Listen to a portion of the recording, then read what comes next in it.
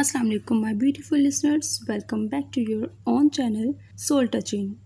آئی hope آپ سب لوگ خیریت سے ہوں گے، خوش ہوں گے، آباد ہوں گے۔ So let start today's new novel which name is سفر باقی ہے۔ مسز عباس نے اپنی اکلوتی بیٹی رملہ کا رشتہ بہت دیکھ بھال کے ایسے خاندان میں طے کیا جو ان کے لیے اور ان کی بیٹی کے لیے زیادہ سے زیادہ سکھ کا باعث بنے۔ ویسے تو ہر ماں باپ کی یہی خواہش ہوتی ہے کہ ان کی بیٹی اپنے گھر میں خوش رہے، مگر رملہ کے ساتھ معاملہ کچھ اور تھا۔ بہت شائستہ مزاج کی باعمل اور درویش صفت بچی، جسے شاید اللہ نے پیدا ہی لوگوں کی دلجوئی کے لیے کیا تھا، اپنے سے چھوٹوں میں مقبول تھی اور اپنے سے بڑوں میں محبوب۔ بچے اس سے پیار کرتے اور بڑے اس کا انتظار۔ ایک دبی دبی سی مسکراہٹ تھی جو اس کے ہونٹوں پر دلی تحفہ بن کے ساتھ رہتی۔ اپنے پرائے امیر غریب کی پرواہ کیے بغیر وہ سب کو راحت پہنچانے کی فکر میں رہتی۔ اور تو اور کام والی ماسی کو تھوڑا سا کام زیادہ کرنا پڑ جاتا تو ان کے ساتھ بھی مدد کے لیے کمر کس لیتی۔ اللہ نے دل اچھا بنایا تھا اور دماغ عمدہ، اچھی سوچ اچھا عمل۔ کبھی کبھی تو دل چاہتا کہ اس کا نام اچھی بیگم ہونا چاہیے، مسز عباس تبصرہ کرتی۔ ایسی اولاد کے لیے صرف مالدار لوگوں کا رشتہ نہیں بلکہ دل کے امیر ہونا بھی ضروری ہے۔ بڑے عرصے کی تگ و دو کے بعد رشتہ طے ہوا۔ بیگم جنید اسلم ایک میلاد کی محفل میں ملی تو مسز عباس ان کی گردیدہ ہو گئیں۔ فون نمبروں کے تبادلے ہوئے، مسکراہٹوں کا تبادلہ تو لازمی شرط ہے۔ آنے جانے کے وعدے وعید لیے دو ایک ملاقاتوں میں پتہ چلا کہ ان کو تو بس قدرت نے اکٹھا کیا ہے۔ مسز جنید اپنے اکلوتے بیٹے کے رشتے کی تلاش میں بہت عرصے سے سرگرداں ہیں۔ ان کے پائلٹ بیٹے کے لیے رشتوں کی لمبی لائن ہے۔ Doctor, engineer, lecturer, bank manager سمیت درجنوں لڑکیوں کے والدین رابطے میں ہیں، مگر گوہر مطلوب نہیں مل رہا۔ دھک دھک کرتے دل کے ساتھ مسز عباس نے پوچھا، بھابی آپ کو کیسی بہو چاہیے؟ میرے بیٹے کو مخلص بے لوث زمانے کی رعایا کاریوں سے کوسوں میل دور پڑھی لکھی لڑکی چاہیے، جو دین اور دنیا دونوں کے بارے میں علم رکھتی ہو۔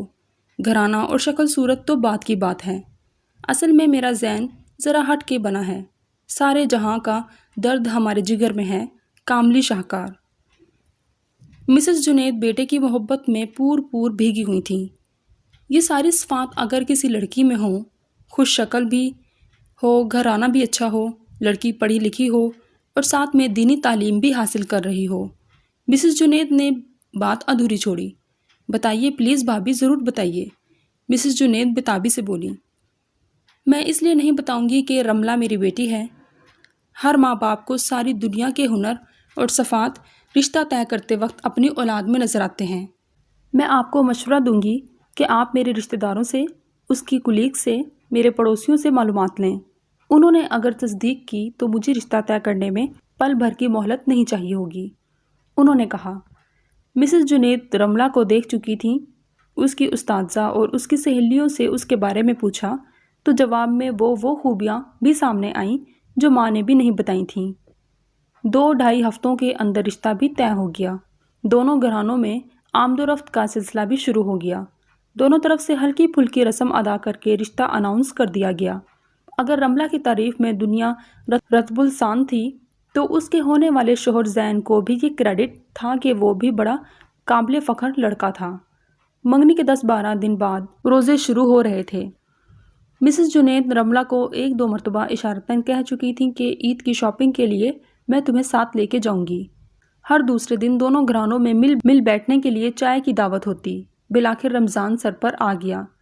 بھائی پہلا روزہ آپ لوگوں نے ہمارے ہاں افطار کرنا ہے۔ مسز جنید اسلم نے فون پر افطاری کی دعوت دی۔ خلاف توقع جواب میں رملہ چپ رہی۔ اچھا آنٹی، ضرور آنٹی جیسا کچھ سننے کو نہیں ملا۔ رملہ آپ خاموش کیوں ہو گئیں؟ کل آپ لوگوں کی افطار پارٹی ہے ہمارے ہاں، بلکہ آپ لوگ ظہر کے بعد ہی آ جائیے گا، گپ شپ بھی رہے گی ساتھ میں۔ مسز جنید اسلم نے روٹین میں بات کی۔ رملہ آنٹی کہہ کر پھر خاموش ہو گئی۔ مسز جنید چکنا ہوئیں۔ رملہ بیٹے، میرا دل چاہتا ہے کہ رمضان کا آغاز نئے رشتے کی برکت کی دعاؤں کے ساتھ ہو۔ افطار پارٹی تو ایک ثواب کا بہانہ ہے، ویسے بھی تو آپ اور ہم اکثر چائے اکٹھے ہی پیتے ہیں۔ نہیں آنٹی، اصل میں بات یہ ہے، رملہ ایک لمحہ کے وقفہ کے بعد بولی، میں ان افطار پارٹیوں کو بہت اچھی چیز نہیں سمجھتی۔ کیا؟ روزے افطار کروانے کا تو ثواب ہی بہت ہے، یہ آپ نے کیا بات کی؟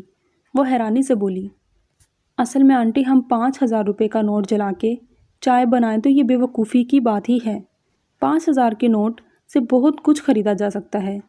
اسی طرح روزہ کا بنیادی مقصد ہی باقی 10-11 ماہ کی روٹین کو یکسر بدل لینا ہے۔ جو چولہا چوکھا اللہ نے دن میں بند کروایا ہے، افطاری کے نام پر 6 گھنٹے پہلے ہی جلا لیا۔ جس کھانے پینے کی جھنجھٹ سے بچا کے روح کی تزکیہ اور قیام اللیل کے لیے اللہ نے روزہ فرض کیا تھا، اس میں افطار پارٹیوں کے نام پر 15 ڈشز بنا لینا، اپنی تمام تر توانائی کو بہترین افطار پارٹی بنا کے کھانے والوں سے داد لینے کے لیے خرچ کرنا، بنی اسرائیل کے ہفتے والی ہیرا پھیری نہیں۔ پھر حدیث میں ہم ہمیشہ یہ پڑھتے آئے ہیں کہ رمضان میں نبی کریم صلی اللہ علیہ وسلم تیز آندھی سے زیادہ سخاوت کرتے تھے۔ ہماری ساری سخاوت افطار پارٹیوں پر صرف ہوتی ہے، کیا یہ درست نہیں؟ رملہ بہت سہج کر بول رہی تھی تاکہ نئے رشتے کو گزنت نہ پہنچے، لیکن بہانہ ہوتا ہے مل بیٹھنے کا، انہوں نے کمزور سی آواز میں دلیل دی۔ رملہ مسکرائی۔ یہ صرف اللہ سے ملاقات کا مہینہ ہے، ایک لمحے سے جوہر کشید کرنے کا مہینہ، ناک منہ پیٹ آنکھ شرمگاہ کے روزے کا مہینہ، دن کو بھوکا رہ کر رات کو قیام اللیل کے ذریعے رب کو راضی کرنے کا مہینہ۔ آنٹی آپ برا نہ مانیں تو ایک بات بتاؤں، میری دوست کے والدین نے افطار پارٹی کی، بڑے فخر سے انہوں نے بتایا کہ ہم نے پکوڑے، سموسے، چھولے، دہی بلے، فروٹ چاٹ، بریانی، قورمہ، 2 طرح کے شربت بنائے، ہزاروں کا خرچہ کیا۔ جنہوں نے ڈٹ کر کھایا ان کا اس دن روزہ ہی نہ تھا، اور جو روزے دار تھے وہ بس پانی پی پی کے پیاس بجھاتے رہے، بچی ہوئی چیزیں 4 دن تک کھاتے رہے۔ کیا یہ ثواب کا کام ہے؟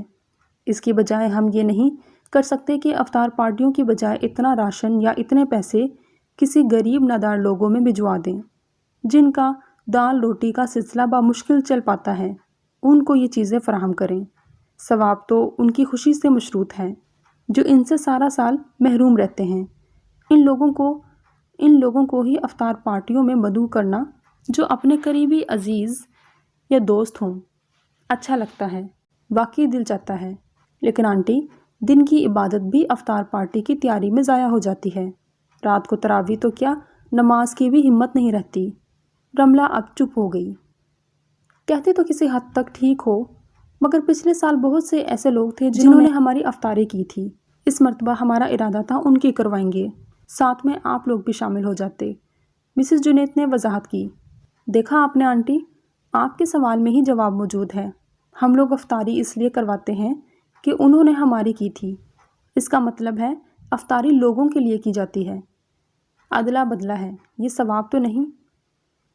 ثواب تو تب ہوگا جب آپ ان کی افطاری کا سامان کریں جو آپ کو کروا نہیں سکتے، کہ وہ اپنی روزہ کشائی کی بھی توفیق نہیں پاتے۔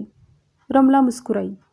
اور پھر یہ بھی کہ ان کی افطاری میں پکوڑے سموسے تھے، ہمارے ہاں دہی بلے اور آلو چھولے ہوں، ان کے ہاں قورمہ تھا تو ہمارے ہاں چکن کڑھائی۔ یا اللہ، یہ رمضان کو ہم نے نیکیوں میں آگے نکل جانے کی بجائے افطار پارٹیوں میں آگے نکل جانے کا ذریعہ کیوں بنا لیا؟ کیا رسول صلی اللہ علیہ وسلم یا صحابہ کرام سے ایسی افطاریوں کا پتہ ملتا ہے؟ ہاں، دن رات قرآن پڑھنے، سننے اور سنانے کی روایت بکثرت موجود ہیں۔ جبریل امین رمضان میں ہر سال قرآن سناتے بھی تھے اور سنتے بھی تھے۔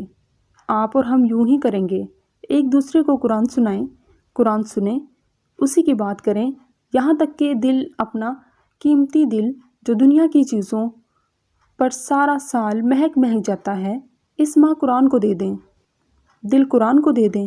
مسز جنید سرگوشی کے عالم میں بولی، جی آنٹی، یہ قرآن روح المین نے اللہ کے حکم سے آپ کے دل پر نازل کیا تھا، دل تو ہم رمضان میں افطار پارٹیوں، چاند رات کی خریداری کو دے دیتے ہیں، رمضان کی برکات پھر کہاں سے ملیں گی؟ واہ، انہوں نے بات کا لطف لیا، یہ تو بہت نئی بات بتائی، چلو اب فوری تیار ہو جاؤ، آج ہی عید کی خریداری کے لیے فارغ ہو جائیں تاکہ رمضان کے چاند سے پہلے پہلے دل کو دنیا داری سے فارغ کر لیں۔ مسز جنید خوشی سے بولی۔ رملہ کی روئے روئے سے دعائیں نکل رہی تھیں۔ شکر ہے اللہ نے اسے بات کہنے کی اور مسز جنید کو بات کی تہہ تک پہنچنے کی توفیق دی۔ اگر وہ اپنی بات پر اڑ جاتی تو وہ کیا کر سکتی تھی؟ کچھ بھی نہیں سوائے افسوس کے۔ دوسری طرف سیل فون بند کرتے ہوئے مسز جنید اسلم نے دل میں سوچا، ایک بات تو رملہ نے کی ہی نہیں جو ان کا بھی تجربہ ہے۔ ہر سال جب بھی وہ افطاری کا اہتمام کرتی تھیں تو سارا دن قرآن کھولنے کی اور افطاری کے بعد نماز کی توفیق بس جلدی جلدی فرض نماز تک رہ جاتی تھی۔ عشاء کی نماز یا تراویح کا تو سوال ہی پیدا نہیں ہوتا تھا، اور ایک مرتبہ تو اگلی سحری کے وقت آنکھ ہی نہیں کھل سکی۔ کسی نے بغیر سحری کے روزہ رکھا تو کسی نے روزہ رکھا ہی نہیں۔ کیا فائدہ ایسی افطاری کا جو ایک نیکی کا اہتمام کرتے کرتے 70-100 گناہوں کا باعث بن جائے؟ چلو ایک جھنجھٹ ہی ہوتی تھی۔ سب اس مرتبہ آرام سے دھیان عبادت تک ہی رہے گا۔ ویسے ایک تجویز بھی رملہ کو دی جا سکتی ہے کہ جس کی افطاری مطلوب ہو وہ آرام سے اس کے گھر بھجوائی جا سکتی ہے۔ سادہ، مختصر اور آسان حل۔ اپنے آپ کو تھپکی دیتے ہوئے وہ مسکرا دی تھیں۔ ختم شد۔ آئی ہوپ آپ کو یہ چھوٹا سا ناول پسند آیا ہوگا۔ اسی کے ساتھ اختتام کرتے ہیں کہ اپنا خیال رکھیے گا، دعاؤں میں یاد رکھیے گا۔ اللہ حافظ۔